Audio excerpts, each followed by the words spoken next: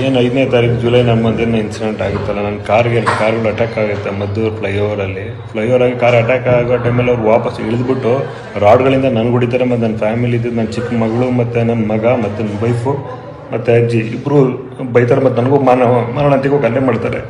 ಈ ಟೈಮಲ್ಲಿ ನಾನು ಬದುಕ್ತೀನಿ ಅದೇ ಡೌಟ್ ಇತ್ತು.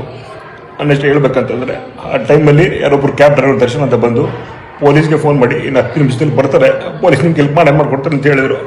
ಈ ಟೈಮಲ್ಲಿ ಅದು 10 ನಿಮಿಷದಲ್ಲಿ ನವೀನ್ ಸರ್ ಬರ್ತಾರೆ.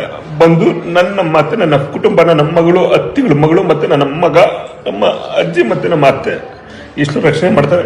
ರಕ್ಷಣೆ ಮಾಡಿ ನನ್ನ ಜೀವ ಉಳಿಸಿದ್ದಕ್ಕಂಥ ಮದ್ದೂರು ಪೊಲೀಸ್ ಸ್ಟೇಷನ್ ಮತ್ತು ಎಸ್ಪೆಷಲಿ ನವೀನ್ ಸರ್ಗೆ ತುಂಬ ಥ್ಯಾಂಕ್ಸ್. ನನ್ನ ಜೀವ ಉಳಿಸಿದ್ದಕ್ಕೆ ನಿಮ್ಮ ಈ ಋಣ ನಾನು ಯಾವತ್ತೂ ಮರೆಯಲ್ಲ. ತುಂಬ ಥ್ಯಾಂಕ್ಸ್.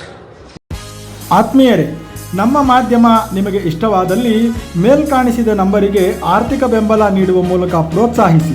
ACB news Karnataka. ಕಾನೂನು ಸುವ್ಯವಸ್ಥೆ ಬಲಪಡಿಸಲು ಬೆಂಬಲಿಸಿ. ದಿಗ್ವಿಜಯ ಭಾರತ ಪಕ್ಷ.